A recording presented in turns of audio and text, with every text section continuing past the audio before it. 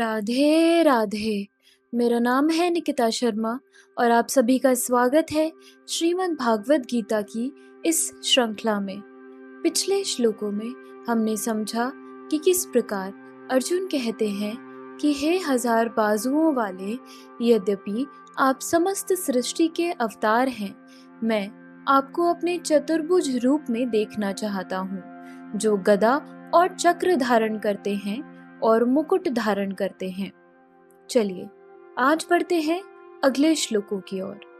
श्रीमद् भागवत गीता के 11वें अध्याय के 47वें श्लोक में श्री भगवान कहते हैं, मया प्रसन्नेन तवार्जुनेदम रूपम परम दर्शितमात्म योगात् तेजोमयम विश्वमन्नत माद्यम यन्मे त्वदन्येन न दृष्टपूर्वम।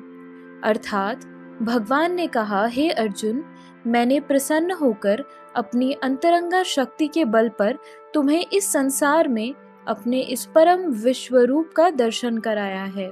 इसके पूर्व अन्य किसी ने इस असीम और तेजोमय आदि रूप को कभी नहीं देखा था। अर्जुन भगवान के विश्वरूप को देखना चाहता है, अतः भगवान कृष्ण ने अपने भक्त अर्जुन पर अनुकंपा करते हुए उसे अपने तेजोमय तथा ऐश्वर्यमय विश्वरूप का दर्शन कराया। यह रूप सूर्य की भांति चमक रहा था और इसके मुख निरंतर परिवर्तित हो रहे थे।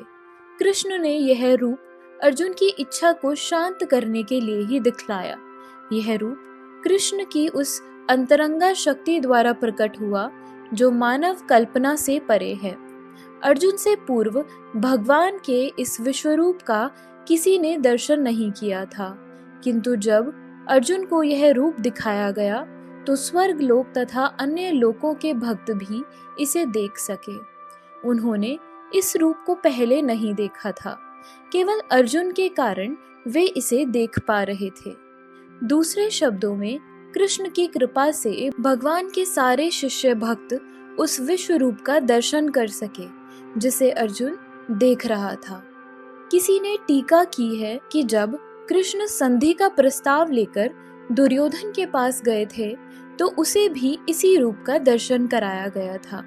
दुर्भाग्यवश दुर्योधन ने शांति प्रस्ताव स्वीकार नहीं किया, किंतु कृष्ण ने उस समय अपने कुछ रूप दिखाए थे, किंतु वे रूप अर्जुन को दिखाए गए इस रूप से सर्वथा भिन्न थे।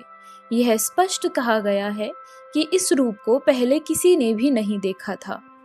न वेद यज्ञाध्ययनेर्न दानै नर च क्रियाभिर्न तपोभिरुग्रे एवं रूपः शक्य अहम नृलोके दृष्टुम त्वदन्येन कुरु प्रवीर। अर्थात, हे कुरुश्रेष्ठ, तुमसे पूर्व मेरे इस विश्वरूप को किसी ने नहीं देखा, क्योंकि मैं न तो वेदाध्ययन के द्वारा, न यज्ञ, दान, पुण्य या कठिन तपस्या के द्वारा इस रूप में इस संसार में देखा जा सकता हूँ। इस प्रसंग में दिव्य दृष्टि को भलीभांति समझ लेना चाहिए। तो यह दिव्य दृष्टि किसके पास हो सकती है? दिव्य का अर्थ है दैवी। जब तक कोई देवता के रूप में दिव्यता प्राप्त नहीं कर लेता, तब तक उसे दिव्य दृष्टि प्राप्त नहीं हो सकती। और देवता कौन है? वैदिक शास्त्रों का कथन है कि जो भगवान विष्णु के भक्त हैं वे देवता हैं। जो नास्तिक हैं, अर्थात जो विष्णु में विश्वास नहीं करते या जो कृष्ण के निर्विशेष अंश को परमेश्वर मानते हैं, उन्हें यह दिव्य दृष्टि नहीं प्राप्त हो सकती। ऐसा संभव नहीं है कि कृष्ण का विरोध करके कोई दिव्य दृष्टि भी प्राप्त कर सके। दिव्य बने बिना दिव्य दृष्टि प्राप्त नहीं की जा सकती। दूसरे शब्दों में, जिन्हें दिव्य दृष्टि प्राप्त है वे भी अर्जुन की ही तरह विश्वरूप देख सकते हैं। भगवत गीता में विश्वरूप का विवरण है। यद्यपि अर्जुन के पूर्व यह विवरण अज्ञाता है, किंतु इस घटना के बाद अब विश्वरूप का कुछ अनुमान लगाया जा सकता है। जो लोग सचमुच ही दिव्य हैं वे भगवान के विश्वरूप को देख सकते हैं, किंतु कृष्ण का शुद्ध भक्त बने बिना कोई दिव्य नहीं बन सकता। किंतु जो भक्त सचमुच दिव्य प्रकृति के हैं और जिन्हें दिव्य दृष्टि प्राप्त है, वे भगवान के विश्वरूप का दर्शन करने के लिए उत्सुक नहीं रहते। जैसा कि पिछले श्लोक में कहा गया है, अर्जुन ने कृष्ण के चतुर्भुजी विष्णु रूप को देखना चाहा, क्योंकि विश्व रूप को देखकर वह सचमुच भयभीत हो उठा था। इस श्लोक में कुछ महत्वपूर्ण शब्द हैं जो वेदों तथा यज्ञानुष्ठानों से संबंधित विषयों के अध्ययन का निर्देश करता है। वेदों का अध्ययन है समस्त प्रकार का वैदिक साहित्य यथा चारों वेद यानी ऋग, यजु, साम तथा अथर्व वेद एवं 18 पुराणों, सारे उपनिषद तथा वेदांत सूत्र। मनुष्य इन सब का अध्ययन चाहे घर में करे या अन्यत्र। इसी प्रकार यज्ञ विधि के अध्ययन करने के अनेक सूत्र हैं, कल्प सूत्र तथा मीमांसा सूत्र।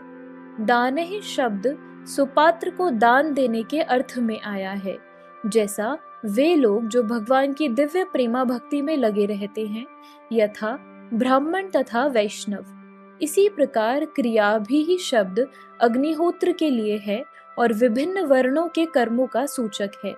शारीरिक कष्टों को स्वेच्छा से अंगीकार करना तपस्या है। इस तरह मनुष्य भले ही इन सारे कार्यों तपस्या, दान, वेदाध्ययन आदि को करे, किंतु जब तक वह अर्जुन की भांति भक्त नहीं होता तब तक वह विश्व रूप का दर्शन नहीं कर सकता। निर्विशेषवादी भी कल्पना करते रहते हैं कि वे भगवान के विश्वरूप का दर्शन कर रहे हैं, किंतु भगवत गीता से हम जानते हैं कि निर्विशेषवादी भक्त नहीं हैं, फलतः वे भगवान के विश्वरूप को नहीं देख पाते। ऐसे अनेक पुरुष हैं जो अवतारों की सृष्टि करते हैं। वे झूठे ही सामान्य व्यक्ति को अवतार मानते हैं, किंतु यह मूर्खता है। हमें तो भगवत गीता का अनुसरण करना चाहिए, अन्यथा पूर्ण आध्यात्मिक ज्ञान प्राप्ति की कोई संभावना नहीं है। यद्यपि भगवत गीता को भगवत तत्व का प्राथमिक अध्ययन माना जाता है, तो भी यह इतना पूर्ण है कि कौन क्या है इसका अंतर बताया जा सकता है। छंद अवतार के समर्थक यह कहते हैं कि उन्होंने भी ईश्वर के दिव्य अवतार विश्व रूप को देखा है, किंतु यह स्वीकार्य नहीं, क्योंकि यहाँ पर यह स्पष्ट उल्लेख हुआ है कि कृष्ण का भक्त बने बिना ईश्वर के विश्व रूप को नहीं देखा जा सकता। अतः पहले कृष्ण का शुद्ध भक्त बनना होता है, तभी कोई दावा कर सकता है कि वह विश्व रूप का दर्शन कर सकता है जिसे उसने देखा है। कृष्ण का भक्त कभी भी छंद अवतारों को या इनके अनुयायियों को मान्यता नहीं देता। तो इसी के साथ हमारे आज के श्लोकों की वीडियो समाप्त होती है।